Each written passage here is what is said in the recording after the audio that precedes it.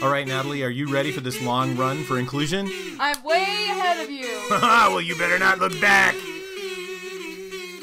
Today, we're going to talk to Nyasha Derera, a Sargent Shriver International Global Messenger with Special Olympics. He's a short and long distance runner who most recently completed the 2022 Berlin Marathon leading up to the Special Olympics World Games in Berlin. He's a global health messenger and past chairperson of the Special Olympics Global Athlete Congress. Let's listen in. Hi, Nyasha. How are you? Good. How are you? Hi. We're good. You're welcome. First and foremost, thank you for having me. Thank you for inviting me on your show. I feel honored. I feel humbled, and it's a great honor for me. Thank you so much. Nyasha, we're very happy that you would come and talk to us on the podcast. So we're also very grateful, and it's very kind of you to accept our offer. So thank you.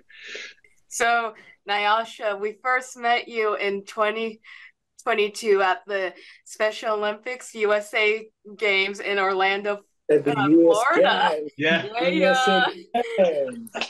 Yep. When you came up to us and we exchanged pins, and you introduced yourself to us, and that was very kind. I think the big question that we want to ask right now is about pin collections, or if there's something more that you collect, right? Yes, I love that because it's a tradition of Special Olympics. That's where the joy of sharing of gifts, that the power of Special Olympics. So it's a reminder, it's a memorable experience that you always actually think of, even when when you do not see other people, you just see that pin that you've exchanged with other people, with other athletes, with other colleagues from around the globe who are quite facing the similar challenges that you have faced. So it's a reminder of hope. It's a reminder of inclusion. It's a reminder of the world is one. Yeah. I really like that. And I agree, because I think my pin collecting obsession started when I went to the USA Games in Seattle, Washington, when I went. Wow. And as you know, like our motto is Special Olympics, it does not offer sport as the power of sport, sharing of gifts. Yeah. That's what the motto of the Special Olympics athletes oath mission statement, and it really reminds us every day that we need to share the gifts that is within us every day. Yeah, I agree. That's awesome. That is really, really cool. So Nyasha, I hope it's okay, but this is probably a good time for us to see all of those pins that you're wearing. Would you mind standing up just to show us what you have on your Oh yeah, that's awesome. That is really amazing. And there are like this is just like like a little bit of them, but I've got so much more that I've collected over the past years, and it reminds me that we still have got more lot of work to do in promoting inclusion around the globe, in our communities, in our villages. Yeah. So it's a collection of diversity and inclusion and unity in the making. Yeah, that's wonderful. I see a Orlando pin. Yeah, I'm wearing also an Orlando t-shirt. Yeah. That's cool. And I still remember when we met with you, Natalie. I just want to remind you, are an amazing person. Thank you for being a kind leader that you are, and for continuing this podcast. You remind me of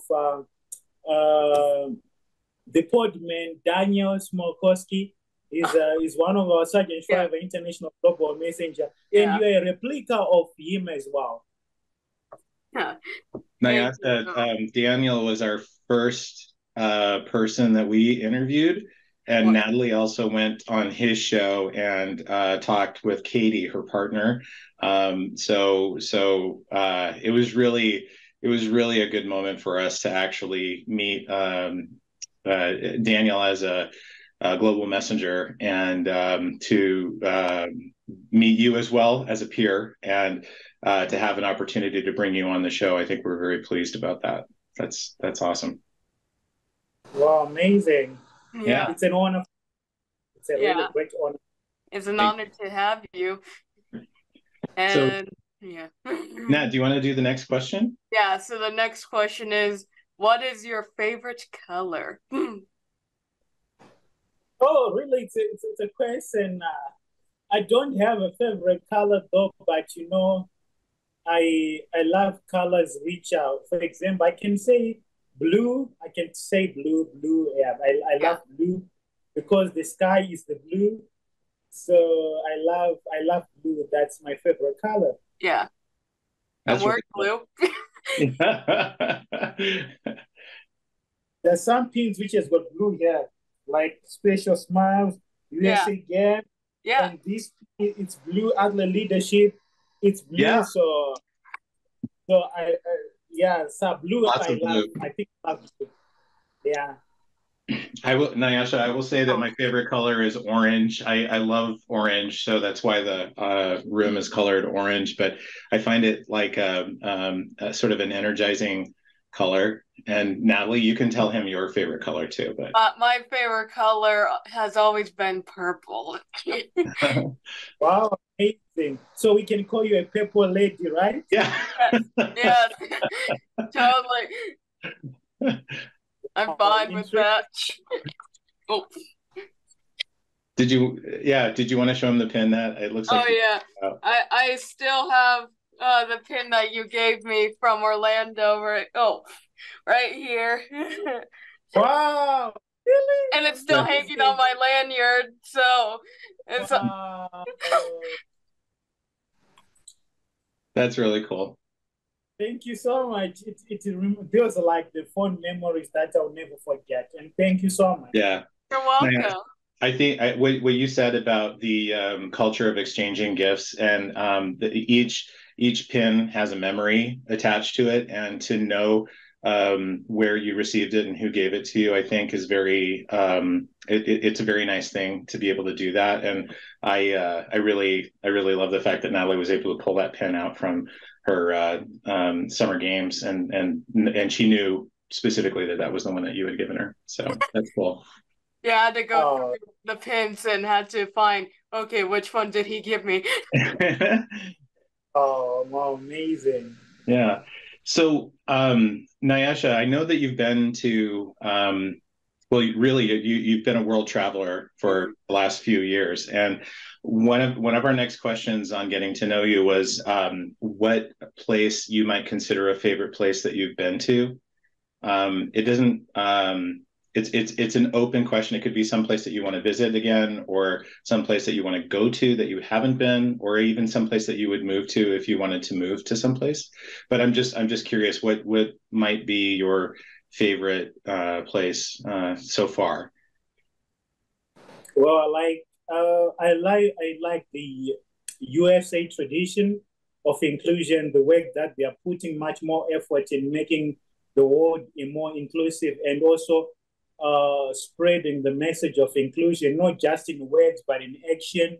And the driving force it has, like the impact it is bringing to people with and without intellectual disability, especially young people, because this is the drive force of the world. The youth, they are energetic, they're vibrant, they are innovative. And the place that I visited most is USA. I love USA as a general because its policies actually, it's advancing more for inclusive world. So if I have to move, I love to move to USA and be part of this force to be reckon with. And this place, I've been to most of the states. I've been to Washington, D.C. I've been to Florida. I've been to Los Angeles. I've been to Boston, Massachusetts. You can see the energy in those states, and the young people, the athletes, the policymakers, the captains of industry, how they are pushing for this inclusion revolution. And it also ignites the passion, the fire that is within me, that if I'm there, the world will be a better place for sure. I love that. Awesome. That is a beautiful statement, and I will say that you are also very empowering, and it's good to speak to you. We have watched some of the video of you presenting in different places, and you're a great leader in that in that regards. Yeah, yeah, and you always anywhere that you are. yeah. So thank you so much. You always do an incredible job. Yeah, thank you, Nat. So you as well. You are also part of the journey. So thank you so much. You're welcome. Now, do you want to take the last one? Yeah, and the last question in this round of questions is, what do you like to do when you aren't representing Special Olympics? That could be like watching movies, listening to music, any basically hobbies. Well, like what I love to do besides Special Olympics, I'm a person who loves to see people smiling. So most of my time, volunteer into schools, into communities, using my talent, be it public speaking, be it training other and coaching young people and kids at school. So I'm a person who loves to see a change in a positive way in whatever I do. So I have I think I have few free times for myself. I normally give out my time to other people so that I feel like if I'm doing sport, either I'm training others. If I'm not running for myself, probably doing a hope of training myself. I might go to a class, jump in a class, jump to any other school, give them my time freely, volunteer to do something so that I can put a smile on someone's face. So that's what I normally do during my free time, apart from Special Olympics. That's awesome. That is a really kind answer, too. Yeah. I don't know that we've ever met anybody who would say that they want to put a smile on little kids or any adult's face. Honestly, I'm tearing up a little bit right now, but that's really amazing. So yeah, that is incredible. Yeah. So much, yeah. So one thing you mentioned was running, and this I don't know that a lot of people recognize how much time goes into training for something like a marathon. There's I think conditioning that has to be done, to prepare yourself to be able to run 26 miles. And I am curious first. Running is actually a really big part of your life, I think. It was a story that I'll let you talk about in a moment, but I wanted to ask today, like when you do go out and run, what is that feeling like? Can you describe for people what it's like for you to get out and to run now? How does that feel, just as a person and as an athlete? Well, thank you so much. I think for me, running is really helped me to become a person I am today, because I still remember running has changed my life in so many ways, because for me to discover that I can run, it was a humiliation which turned into inspiration. I was bullied, I was humiliated, I was looked down on, I didn't have friends. The only thing that is actually keep me occupied was running. I still remember when at school, when I wanted to join the school team for running, they denied me the access to run at the school, because it was like we had our own class or special class, and it was the mainstream, but we had our own special class. So when we were at school, I wanted to join the school team. So I volunteered to join the school team. I couldn't make it. And everyone said, young men, you are useless. So I was told those things, you are useless, so many times, to such an extent that it pained me within my heart. So I went by, after being told, young men, you are useless, after not doing well in the running. Then I went back home. I trained myself without any coach. So days passed by, weeks passed by. months passed by, a year passed by, training myself, sometimes vomiting blood. But when it comes to the other year of competition, I just stood up and say, I'm coming to challenge you, everyone in the school team. Then they said, no, you cannot, you are a disgrace, you cannot do this. Then I had to soldier on. I had to force myself and to stop to convince some of the people within the schools, teachers within the system. Then I had to be given an opportunity to run. Then from there, I came first. Then from there, everyone was surprised, was really shocked. Then that has really motivated me to train even harder so that I can prove these people who does not see the best in me so that they can see the best in me. So I wanted to prove the doubters. So from there, it was like now a daily routine for me to train to increase distances and distances. So the more I win, the more I increase the distance until today. I've managed to run marathons. I've managed to run the Berlin Marathon 2022 to advocate for inclusion for the World Summer Games in Berlin. If you go on the Google, you can see me with the world record holder, Eliud Kipchoge, on the website, advocating for the World Summer Games in Berlin last year. So it's a really life-changing moment. I wouldn't imagine one day I'll be at a global stage advocating for something that really matters to my heart, to advocate for more inclusive world, using my talent as an anchor of hope to so many people. Even I also consider running as part of my speaking skills, because where I come from, English is not the first language. We speak another language. So for me to learn English, no one has taught me. I used to speak broken English. People used to make fun of me. People used to bully me when I speak not that good English. But I soldier on. I used to train to how to make sentences in English. But look now, I've spoken all over the world. I've spoken with the presidents. I was in New York last year, September, speaking with the U.S. Surgeon General, Dr. Vivek Murthy. I spoke with him. I had an opportunity to speak with your First Lady, Abby Cox from Utah.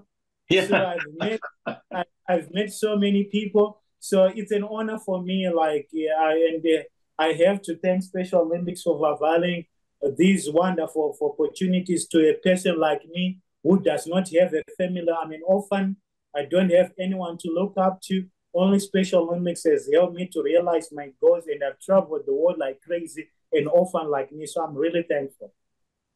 That is a testament to your persistence and the strength of your will. That is amazing. Seriously. Yeah. And that's an incredible story. And It just sucks that you were bullied in in school.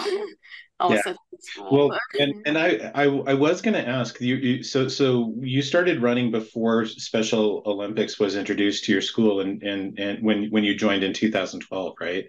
You were running before Special Olympics came to the school. Is that yeah? Right? Actually, I started to run 2010. Yeah. Okay. So 2010. So when Special Olympics came, it was like a miracle, a lifesaver for my fellow athletes within Special Olympics. So I advocated much more for inclusive environment at the school. So of which I had already started running actually. Okay, that is amazing. I hope, and it does look like that after you became involved in Special Olympics, that people were recognizing you much more for your skills and potential. And that was one of the reasons that you were able to move up and do things like compete in Los Angeles in 3 years, really, after Special Olympics came to your school. So yeah, that's amazing. Indeed, actually, I'm a testimony. I'm a miracle in the making. Yeah, that's cool. That's very cool. My one question, I kind of skipped over this one first, but I'm curious, when you run, do you have a outfit or shoes that you like to run in? Is there a certain clothing that you wear when you run? Well, like, where I come from Zimbabwe, so Yeah. I used to run footed, Yeah. sometimes having blisters, like my leg hurting within. So actually, I'm thankful if I have shoes, just shoes, ordinary shoes. I don't choose because a beggar is not a chooser. Yeah. So yeah, even though you've got like the things that you are passionate to wear, such as Nike, Adidas, but Yeah. having shoe from this end, it's just a miracle. So I'm so thankful for if anything comes along the way, it's a bonus plus. But if I have shoes to run with, that's fine. That's okay with me. Okay. Okay. That's good to know. I can't imagine running any long distance barefoot, and I know that part of it is conditioning of the foot. Yeah. If you don't regularly wear shoes, your feet are much stronger. But I will say that running outdoors, especially running on any like gravel or Pavement. yeah, pavement, it must be hard after a while to run on a surface like that. So Yeah, it is right. But now I'm thankful because now I can run in shoes. So now I as long as you've got shoes on your foot, that's the most important thing. But now I thank God I can have shoes to wear. But back then I didn't have like somewhere to choose where should. But if God willing, I love to wear Nike, Yeah. yeah, and but I'm so thankful for everything. Yeah. I think Special Olympics needs to look at getting a sponsorship for you. You can have your. Yes. Agreed.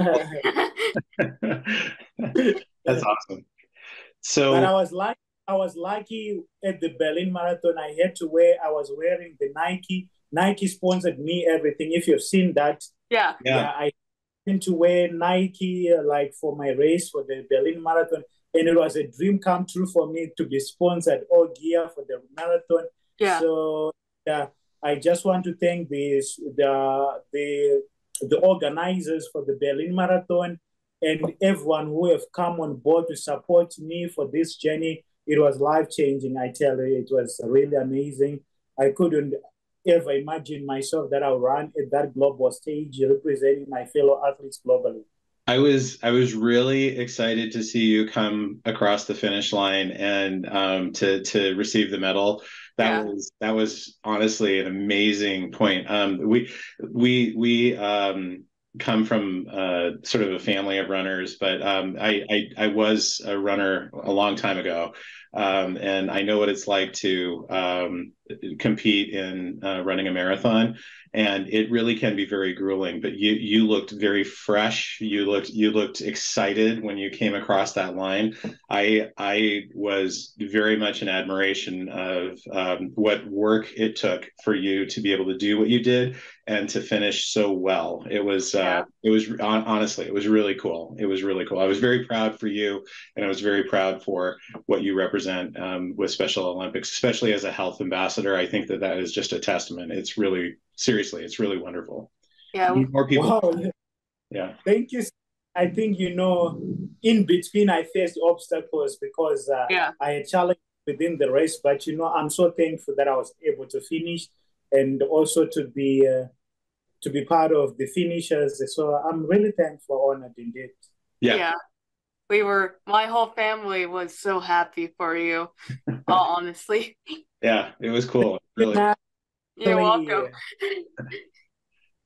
So, Nat, maybe the question on the quote. Do you want to ask Oh, that on there? so, this one is there a quote that you go by that motivates you when you run or in life, Nyasha? Yeah, I've got so many quotes. I've got so many.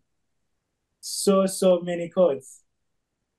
So Nat, what are some quotes that you have? And there's a lot. Okay. They're like movie quotes that you take. Oh So yeah. I mean, most one. of the time, even when I feel like I'm getting tired, I told myself, no pain, no gain. Oh yeah. Oh, yep. No, no pain, no gain. Anything that can be achieved without any effort is failure. Yeah. Aspiration without perspiration leads to desperation. Yeah. I like that. Uh, to gain worldwide recognition, inspiration is the key. Yeah. That's good. That's really good. And also, difficulties are an ointment that lubricates us to our success. That's a really thoughtful one. I like Yeah. that. That's actually really good. So that's some of my few quotes that I normally use on everyday basis, and that keeps me energized and stay positive despite what I'm facing at that particular moment in time. And it has really helped me to soldier on through difficult times. And I'm so thankful for everything. Yeah. And mine that I started using when I get, let's say, because I do soccer. Soccer has been my sport for like ever. If I get knocked down on the field, or because I also have epilepsy too. So if I have a seizure, I used to have seizures, but I had brain surgery. So I realized then when I did have seizures that I realized that when I had them, that I realized for this quote that it spoke to me, but it's called um, um, get back up again. So I realized that I always got back up again, even when I had a seizure, and always when I fell down when I was playing soccer, I always got back up again. Wow, amazing. Yeah. Amazing. Well, and And You're such an inspiration, Natalie. oh, thank you. Yeah, it's from one of my favorite animated films. So, Wow.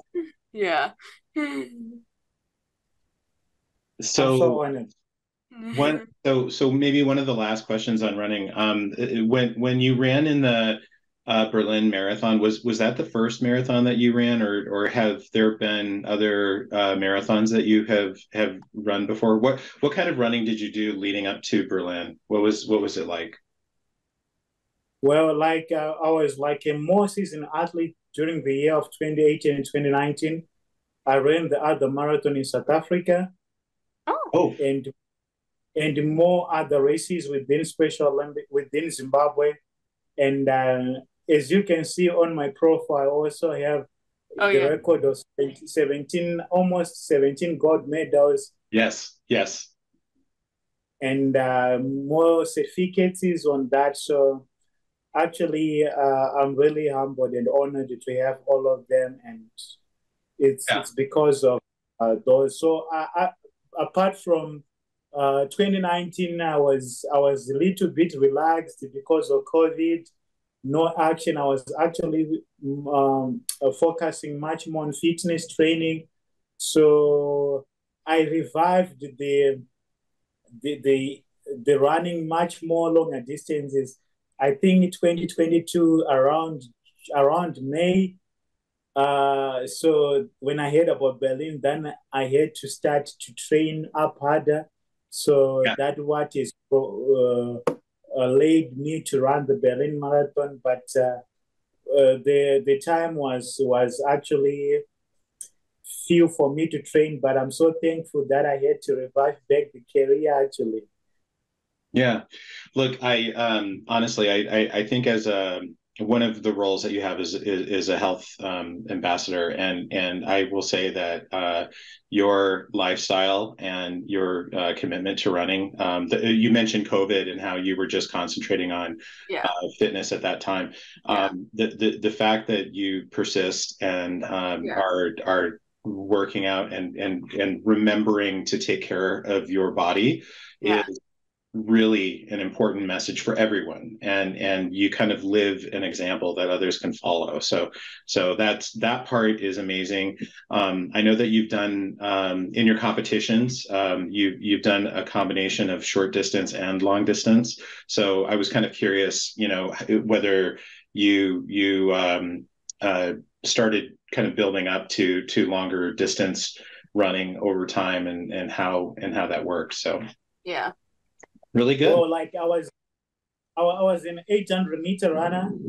Oh, okay. Yeah. Yeah, I was in a good 800-meter runner, clocking the time of 1 minute, 1 minute 50 seconds, 1 minute. That's really good. Okay. Yeah. So I had to build up from there. I still remember at one point when in 2014, I was the whole school captain. I was the school captain for the whole school, including the mainstream. So I was like, I love that. I love that. Awesome. Everyone was really, really afraid of me. I still remember when we go for the competition, for the nationals, for the high schools nationals, I used to rescue the 4x4 team in 400 meters. I used to rescue. Did you run the last lap for them to? No, I to take the second leg, because the first one, even for some time for the qualification, I used to take even the third leg or the anchor leg for me to rescue the team, for them to be on first place. So then from there, I had to increase the distances. So I was sort of like a utility athlete from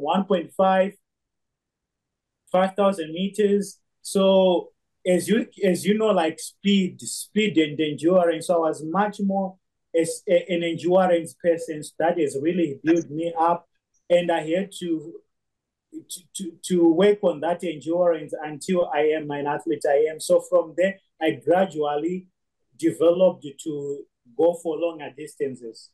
Okay, that's amazing. Awesome. That's really cool. Yeah. Okay, we're going to talk a little bit about that later. I think when we get into the volunteering and coaching, I think this is something that you're probably applying to your volunteer activity. So we'll get into that in just a little bit. So let's move into Special Olympics. Maybe that's a good topic to kind of start with. So Nat, do you want to take the question? So you joined Special Olympics in 2012, just like me. Do you remember what that moment was like? Wow, amazing. So with you, we are like twins since we joined the Special Olympics. Yeah.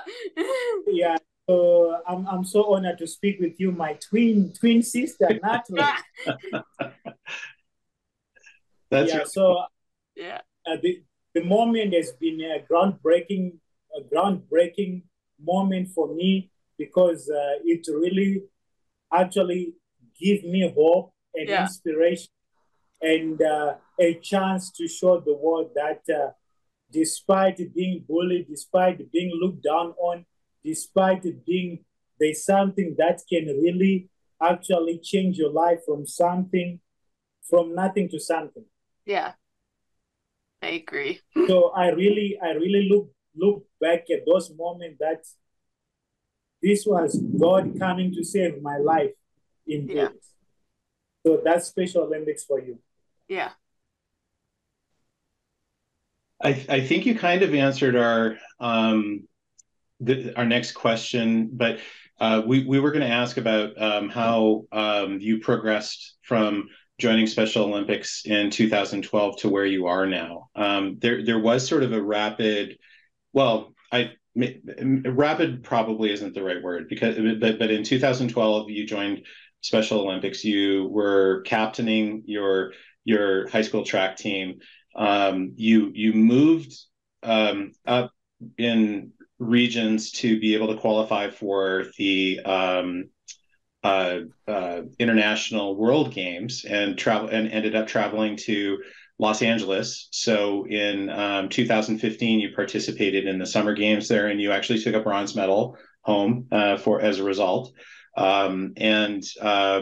so that was 2015, and then in 2019 you became a Sargent Shriver International Global Messenger. But there's a lot of other stuff that happened in between that. You were a health ambassador. You were voted by your peers to chair the athletic council. So a lot was happening for you over a relatively short period of time, but very important period in your life. So I'm curious how did you see your role as a leader within Special Olympics growing? Because I think you have already talked a little bit about the personal leadership that you took in, fighting bullying and being persistent and showing to yourself and others that you are accomplished. But what did Special Olympics do to help you move in that direction after you joined Special Olympics? Well, like when Special Olympics introduced to me, they had like programming in all spheres of its programming. For example, it was got athlete leadership, it was health messengers, it has got if you go like on website of Special Olympics, it has got so many initiatives. For example, it has got young athletes, it's got athlete leadership, it has got health programming, it has got also leadership, it has got also education and awareness, it has got youth activation, it has got so many programming on its side. So when I joined Special Olympics, I was also eager in terms of public speaking. So I saw like the athlete leadership. Then I went on to take on the course of the athlete leadership, what it entails. That's when I heard about it. I was trained as an athlete leader when I heard about the Sargent Shriver International Global Messenger. How do they do? What are the requirements? So I was also passionate, and I was mind blown when I heard about this. This is a role of public speaking, which I also love, and also that has also led me to train myself to speak English more and more and more and more until. So from there, I was fortunate enough to be part of Special Olympics Zimbabwe programming, other leadership programming. Then I had to actually motivate my fellow athletes. Then they elected me to become their chair on the council. And from there, I was had an opportunity to represent my fellow athletes on the regional side, on the leadership programming. I went to South Africa for athlete leadership after the games in Los Angeles. Then from there, we were trained as health messengers. When we were trained, I was also keen and eager to be a fitness trainer, to share my fitness experience to my fellow athletes, using Special Olympics as a catalyst as well. That has led me to all these amazing opportunities, and to make everything. It was a surprise for me that from the regional conference, I was invited in 2018 in Dominican Republic, where 168 athletes gathered to discuss the importance of leadership in Special Olympics, and they needed to elect one person to become the chairperson, representing athletes all over the world. And I still remember we were 14 who were vying for the post, 15 who were vying for the post to become the chair.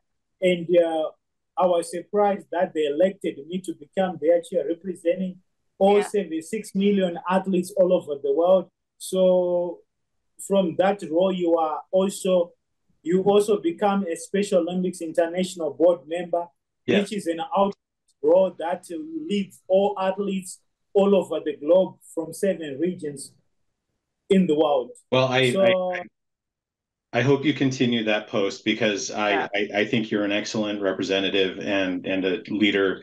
That I love that story too. That there were 14 people, 15 people there that were vying for the same post, and to have you elected, I feel like you are. You're very humble about it, but I also think that you are very deserving of that recognition. So I'm glad that the athletes would recognize that in you so early, and to bring you back or bring you up to this, and you're doing a fantastic job. It's really, honestly, it's really exciting. It really is. So that's cool. So great to hear your story. We were at the World Summer Games this year in Berlin. So we were also, the Global Athlete Congress was happening there. So they chose the representative. So my term ended in June for the Global Athlete Congress. I'm no longer a part of Special Olympics International Board member. So they chose another athlete who is from Great Britain. Her name is Kira Byland. She has taken over from me. So, and also it has also happened like last week. I had to end my term as a Sargent Shriver International Global Messenger. I saw that too. So Daniel was announcing about that too.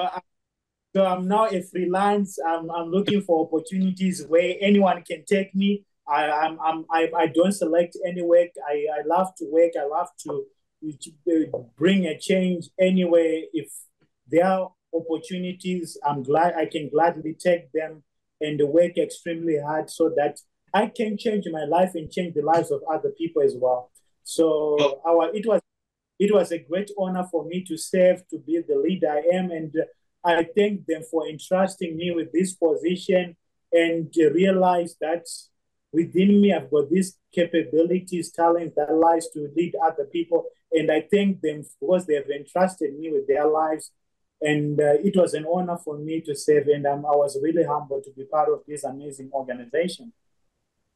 Well, you are an incredible representative, and I am very sure that your story is not over yet. That one of our questions really was going to be about what's next for you, and this is where I wanted to talk a little bit about what you said earlier, that you have a very strong commitment to volunteering and helping others, and I know that there are a couple of organizations actually that you volunteer at.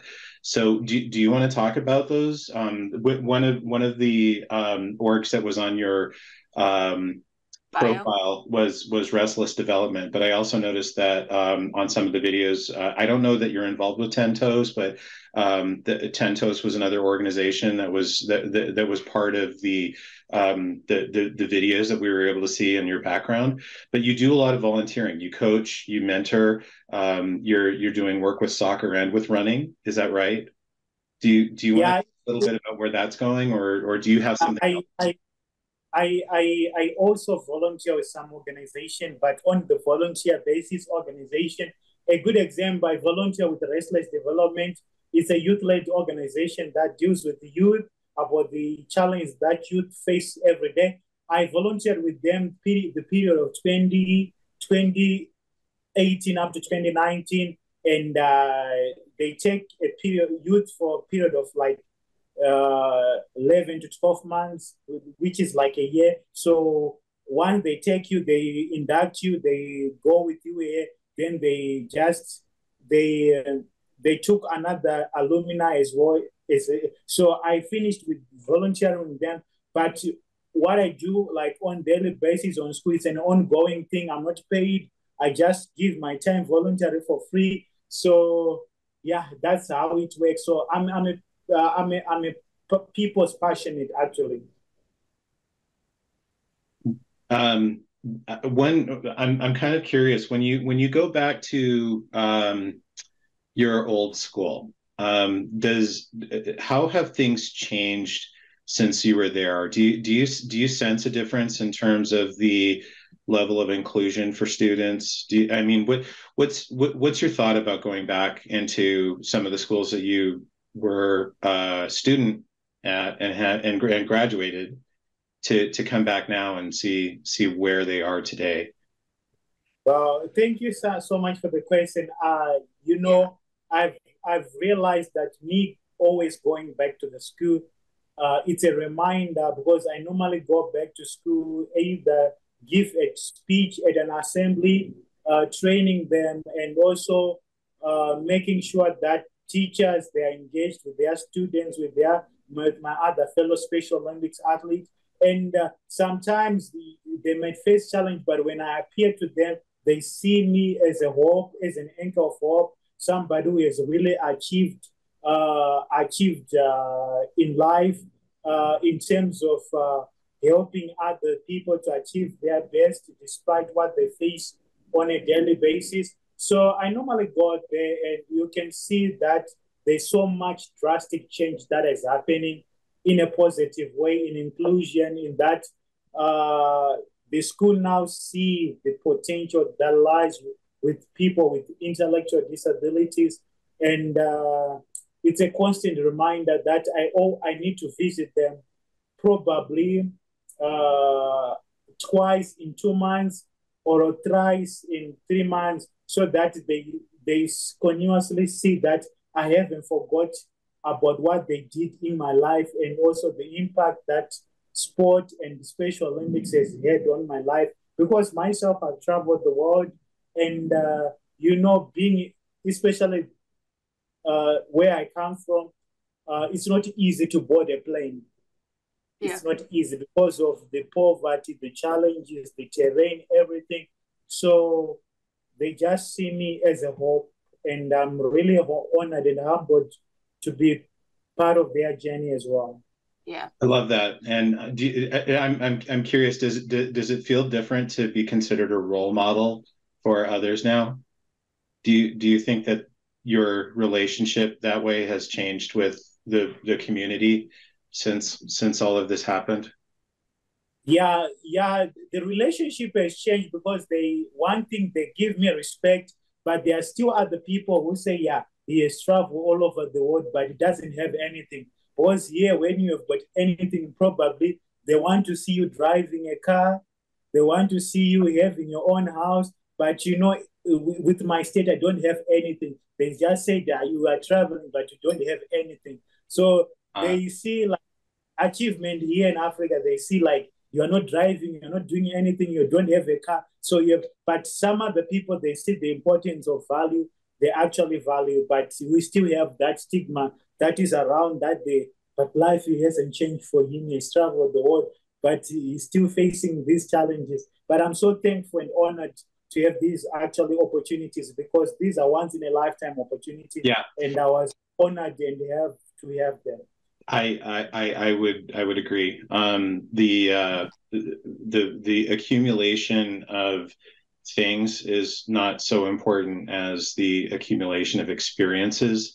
And you are a very wealthy man in terms of the number of experiences that you have and what you share back now. So that is a true testament. And your response to that kind of idea that you don't have to flash wealth to be a good person or to be respected,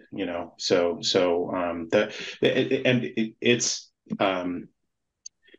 I think it's something that everyone continues to have to struggle with, and we haven't talked a lot yet about things that you discussed in your role as a Sargent Shriver International Global Messenger. But when we talk about things like ensuring quality care for people with disabilities, that's very important. So when it's something like, hygiene or getting treatment or preventative care for somebody with IDD, you have defended those things in your role as an ambassador. I don't know if you want to call anything out specifically. Now, there's the speech at the United Nations on the Convention of Rights for People with Disabilities.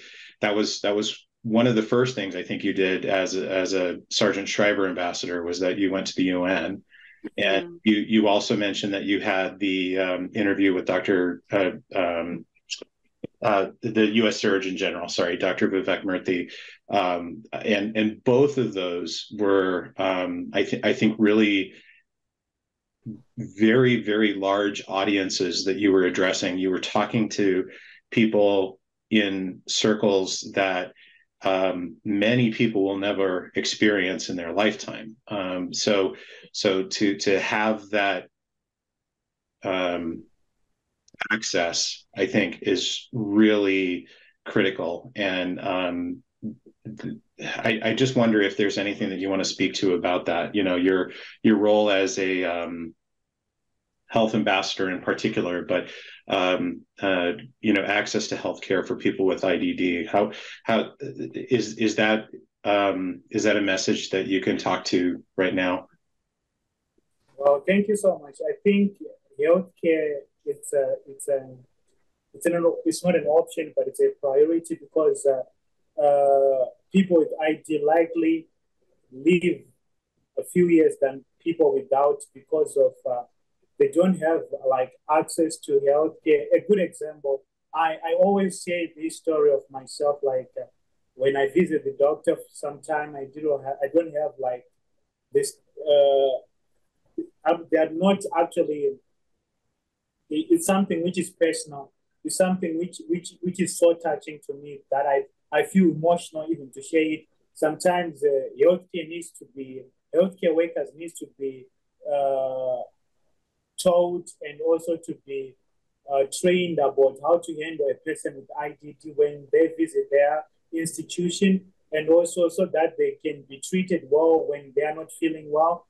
And also, probably, we have got so many underlying health conditions that are not seen probably with the naked eye that needs to be scrutinized by the healthcare workers. So I think those partnership with policymakers so that we can have access to healthcare facilities within institution, I think it will go a long way in saving so many lives that are being lost each and every day by with people with developmental disabilities, and making sure that we continue to thrive for inclusion in the health sector within our communities, our nations, and also globally, so that we foster this inclusive health community. So that's a great response. Thank you. Nat, do you want to cover any of the questions about SSIGM? Sure. So, the first question is, how has being a Sargent Shriver International Global Messenger changed your life? Well, actually, words cannot say itself, but you can see the experiences, the smile is contagious, the joy is unexplainable. My role as a Sargent Shriver has led me to be all over the world, meeting presidents, ministers, giving speeches to more than 100 people in a room, being the MC of the global leadership summits, and also being able to speak in front of people, talking to the donors, partners, and talking to policymakers, making sure that our message of inclusion is heard, and also having that impact on somebody's life, and making sure that you put a smile on somebody's face. It's actually it's a miracle for me, and I thank God, and I thank the people who have actually avowed these and wonderful, amazing opportunities to people like me who have traveled the world, have seen it all, and a great thanks to being a Sargent Shriver International Global Messenger. And I just want to thank the founders, the founder family, Eunice Kenneth Shriver, Timo Shriver, Linda Potter, and also for making this name available to people like me. So it's an honor. So being a Sargent Shriver International Global Messenger, it's a once in a lifetime opportunity that avails the world to you. Exactly. It really shows that the world is an oyster to you. So, and it was an oyster to me. Well, I will say that your participation as a global messenger for Special Olympics is something that you have represented very well, and I am truly hoping that there are new doors that open for you soon to continue the work that you do, and it's really amazing. So Nat, I think this might be a good time to move to the last question. We're almost at the top of the hour, and I want to make sure that we include this. Oh, okay. A drum roll. Our final question, Nyasha, that we always ask our people when they come on is, what does inclusion mean to you? Wow. To me, inclusion means bringing in people with and without intellectual together and making them to see the talent that lies within each and everyone. Whether you have got intellectual disability or developmental disability, whether you do not have, the world is much more better and empowering when people comes together and make one family. Do you know that the cost of exclusion is higher than the cost of inclusion? Wow. I love that. I love that. That's amazing. Say your words. I know you've got your definition too. My definition is just everyone deserves to do what they love without being told that they can or cannot do anything. Wow, amazing. This is really, really great. Nyasha, I want to thank you for coming on the podcast, and I also want to tell you that we're very grateful for the work that you've done as a Sargent Shriver International Global Messenger. We know that role has recently passed, but again, I am very excited about where the future goes for you, and I'm encouraged by the fact that you continue to look for ways to put smiles on people's faces and to volunteer and to find causes that are important to you, and that you pursue those. So just know that we are admirers of your work, and we're very, very grateful to have you here today. And happy to call you, well, my friend. No, you're more than a friend, Natalie. Thank you, Greg. It was a life-changing moment for me to be invited on this podcast. Thank you so much for continuing the legacy. Thank you so much for amazing work that you're doing, that you do every day. You have no idea how life-changing it is. And thank you for having me today. I really enjoyed this podcast. I wish to connect and to continue talking, have this ongoing conversation about inclusion, and definitely we make the world a more inclusive in the making. And by your presence, you also make the world a better place. Yeah. Thank you. Thank you. Thank you so much.